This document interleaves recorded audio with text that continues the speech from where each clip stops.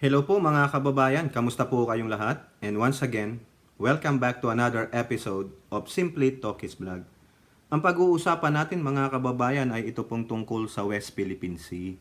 So tulad naman po ng sinabi ko sa inyo, ito pong Simply Talkies Vlog ay sumusuporta po sa ating gobyerno about dyan sa West Philippine Sea. So kung meron pong mga bagong kaganapan o mga iniipon nating mga news article ay ibabalita natin sa inyo para hindi po kayo out of the loop.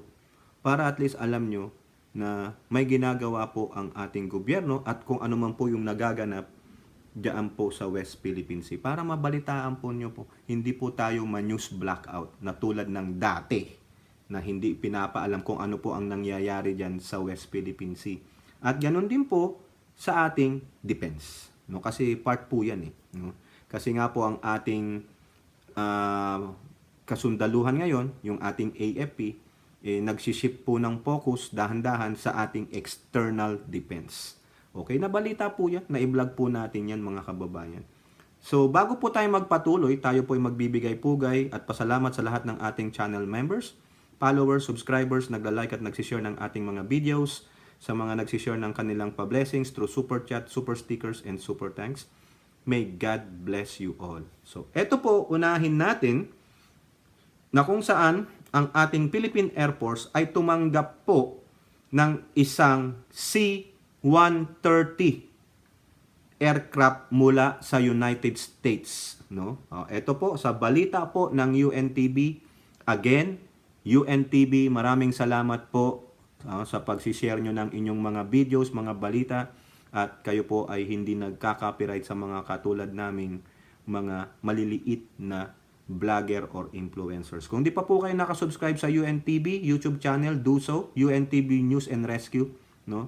Subscribe po kayo. Ito po. Natanggap na ng Philippine Air Force ang pinakabagong C-130 aircraft na ipinagkaloob ng Estados Unidos. Ang bagong Lockheed C-130 Hercules ang ikalawa sa C-130 na ibinigay ng US government sa Pilipinas sa ilalim ng Excess Defense Articles o EDA program.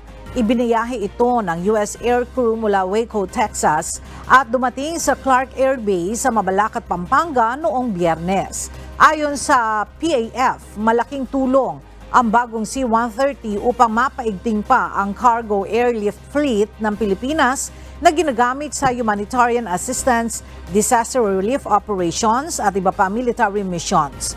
January 29, 2021, nang maideliver sa Pilipinas ang naunang C-130 na ipinagkaloob ng US. So yan po, no? Napakaganda niyan, no? Actually, dalawa na, no? Na ano to? Dalawa ba yun? Sabi niya, no? Galing. Pangalawa na pala yan. Kung ganun pala, C-130, napakaganda, no? So totoo yan, bago, makabago, no? Baka sabihin nyo, refurbish. Hindi po, pinatunayan din yan sa Manila Bulletin. Ayan po. Philippine Air Force welcomes new C-130 aircraft from US at T-129 attack choppers from Turkey to be activated too. So hindi lang C-130, pati Turkey, no? Ito yung ito yung mga unti-unting mga kagamitang panghimpapawid na binili natin, no, sa Turkey, yung attack na yan, no? Ito lang po, sabi dito. The C-130H bearing tail number 5157 was given a water cannon salute after it landed at the Clark Air Base in Mabalacat, Pampanga. It was ferried from Waco, Texas, US. Yan. The C-130H marks the second, pangalawa na pala to, of two C-130 aircraft granted by the US government to the Philippines through the Excess Defense Article, yung EDA program. The first unit was delivered on January 29. Tama naman pala. Di po ba? Ang galing naman. Ito naman yung tungkol sa Turkey, yung attack helicopter. The T-129 attack helicopters are part of the USD $269 million, around 14.9 billion pesos, contract signed by the Department of National Defense for 6 na Turkish helicopters, no? The first pair was delivered on March 9, 2022, while the second pair arrived in December of the same year. So, 6 na. Dumating na We really need modern aircraft and radars to monitor the scope of our archipelago. These modern assets can respond to emerging security landscape in the region. Correct. Remember, I think yung Japanese, no, yung isang Japanese firm o government, natapos na po yung isang radar system dyan po sa Palawan. Na-vlog natin yan. More to come, no? Actually, napirmahan na po ng ating Pangulong BBM yung Horizon 3, the modernization program for our armed forces. May nag-leak nga dun eh. May nag-leak, no? Spokesperson yata po ng AFP yun na we are planning to buy 2 submarine. Pero biglang nagalit si DND chief. Nagsalita bigla na, walang sino man ang pwedeng makapagsalita ukol sa ating mga procurement of whatever, no, tungkol sa pagbili, kundi ang presidente lamang o ang DND secretary, which is correct because of the sensitive aspect of the information. Ano yan eh, con-ep yan eh, di ba? Only the for your eyes only, kumbaga ganun. Kung hindi ka allowed and then you are not allowed, di po ba? Huwag kasing masyadong yung pabida-bida. Alam ko, ako na-vlog ko yan, pero alam ko, nasabi ko sa yata kung sino doon eh. Di ba? O, ito pa po. Dito magngingit-ngit ang mga Chekwa, mga kababayan. Ito, hopefully, hindi po tayo i-copyright ng Frontline Philippines dito. Kung sakali mang i-copyright tayo ng Frontline Philippines, siguro i-off ko na lang ito. Tapos, bahala na po. No? Siguro, kokomentuhan na lang natin. Ito po yung nag-joint patrol air. Second joint patrol sa air ng ating Air Force at yung Air Force ng United States. At meron din po diyang sinasabi ang mga inchik. O ito po, Frontline Philippines, credit po to sa inyo. Hopefully, hindi po tayo makapiright. Ngayon kung makaka-copyright po tayo, malamang kakat na lang natin ito. Hindi nyo na mapapanood. Ang mapapanood nyo na lang ay ako na nagkokomento. Pasensya naman po. O di kaya babasahin ko after nito, babasahin ko yung ulat sa Manila Bulletin, no? So sana hindi tayo copyright ng Frontline Philippines. God bless Frontline Philippines, ha.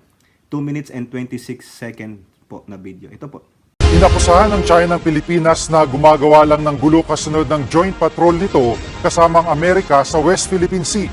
Git naman ng Philippine Air Force, karapatan nating magpatrolya sa sarili nating exclusive economic zone. Nasa frontline ng balitang yan si Brian Castillo. Muling nagsanib puwersa sa pagpapatrolya sa himpapawid ang ilang air asset ng Pilipinas at Amerika.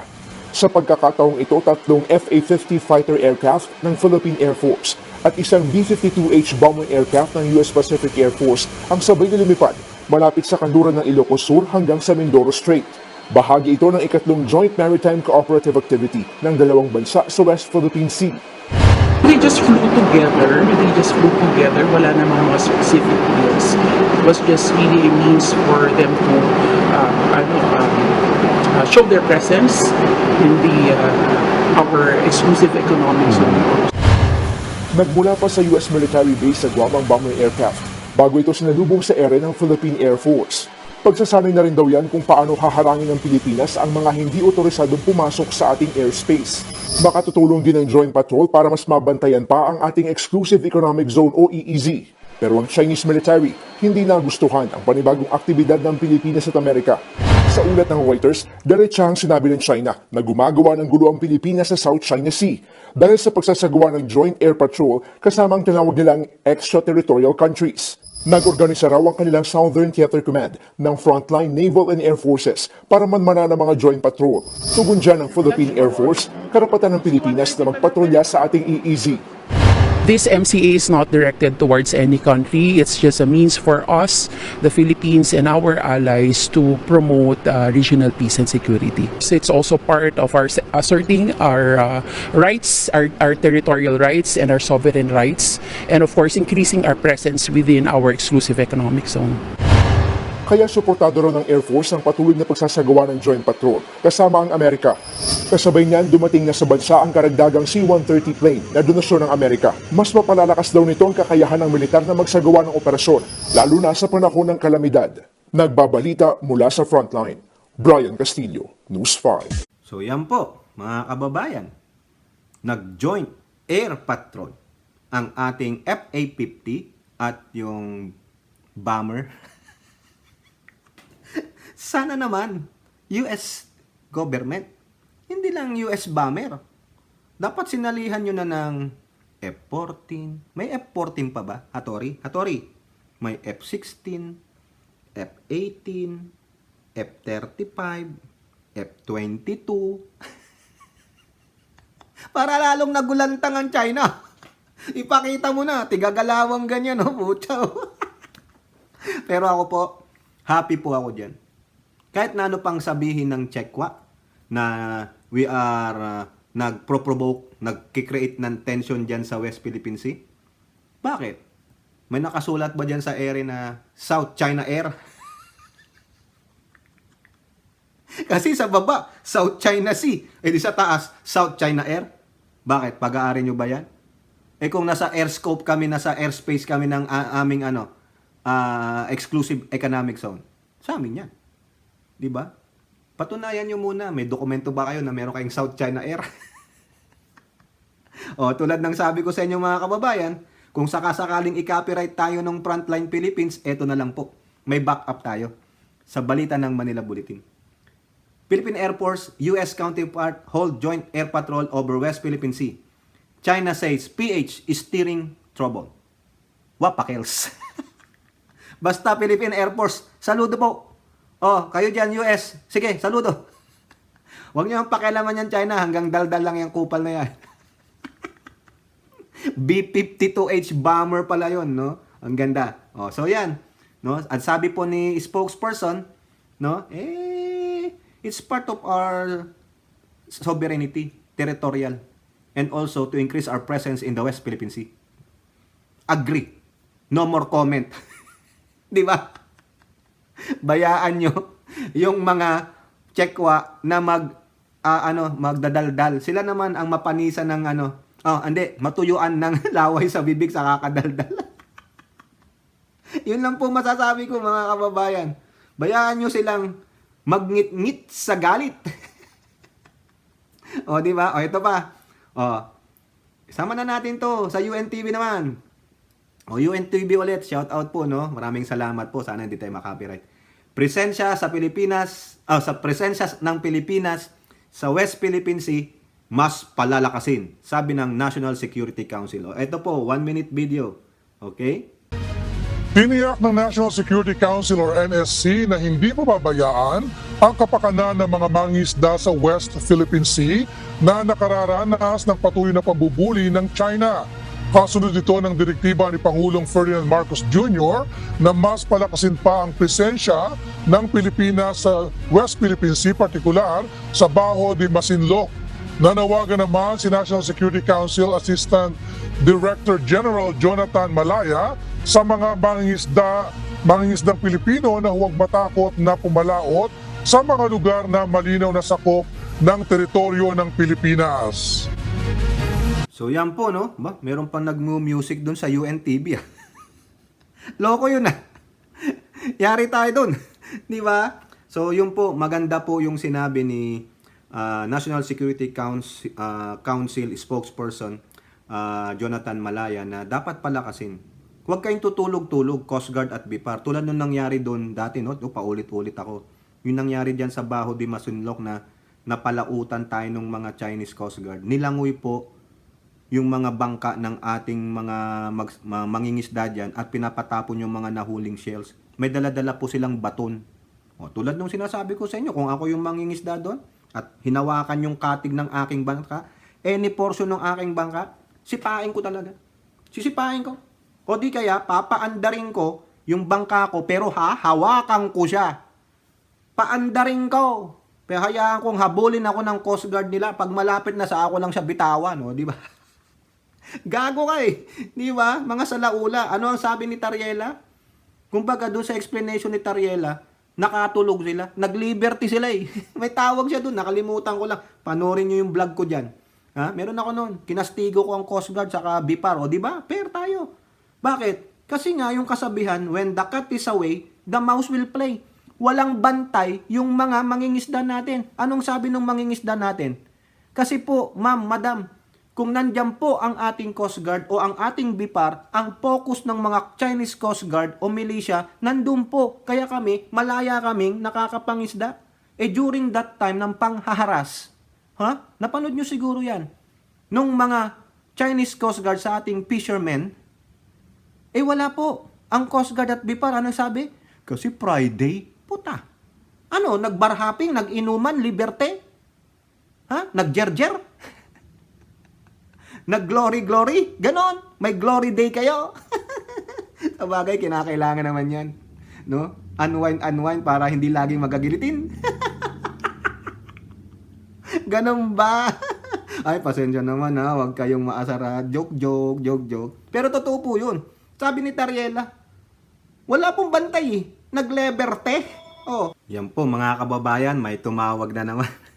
Naantala na naman tayo, no? So anyway, ituloy natin, no? Yun nga po, nag-liberty yung BIPAR saka PCG, kaya napalautan sila doon, di nakawawa, naharas, nabully yung ating mga kababayang mangingisda dyan po sa Baho de Masinloc. So pero sabi po nila, ngayon ng NSE, paiigtingin ang presensya ng ating BIFAR at PCG dyan sa West Philippine Sea. Okay? So, pasok naman tayo dito sa panibagong ulat na naman ito ng panibagong panghaharas ng mga inchik dyan sa Baho de Masinloc. Dyan po, ito po, balita po ito ng PTV. 6 minutes video po ito, mga kababayan. Ito po. Hindi nagpatinag ang Bureau of Fisheries and Aquatic Resources sa ginawang pangharas ng mga barko ng China sa isinagawa nilang paghatid ng tulong sa mga mangingisdang Pinoy sa Baho de Masinloc. Yan ang ulat ni Rod Lagusa. Ilang beses din nakipagpatintero sa mga Chinese vessel ang barko ng BIFAR na BRP Dato Tamblot habang isinasagawa ang 2 araw na humanitarian in support mission para makapagatid ng tulong sa mga Pilipinong mangingisda sa Baho de Masinloc. Bandang alas 5 ng umaga ng Huwebes sa layong 33 nautical miles mula sa Baho de Masinloc, may radio challenge na agad mula sa Chinese Navy. Sumunod din ito hanggang 28 nautical miles mula sa pinagagawang teritoryo. Nasa 22 nautical miles naman mula sa Baho de Masinloc bandang alas 7 ng umaga, nakatanggap muli ng radio challenge ang barko ng BIFAR. Sa pagkakataong ito'y galing sa China Coast Guard.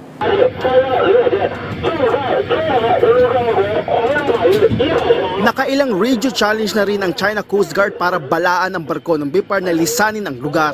Bilang tugon, nag-radio challenge din ng BRP Tamblot. I warn you, do not interfere with our activities inside our exclusive economic zone.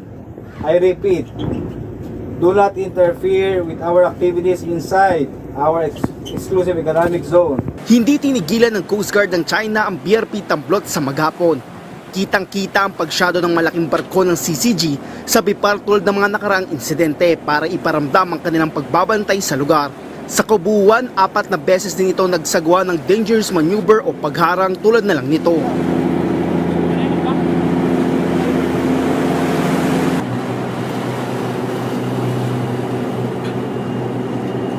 Ayon sa BIFAR, nasa 70 meters ang pinakamalang mula sa bukod pa rito ang nasa 2 Chinese maritime militia na sumusunod din at pinaikutan ang barko ng Pilipinas kasabay ng CCG. May pagkakataon pa na napapalibutan na ang BRP Tamblot.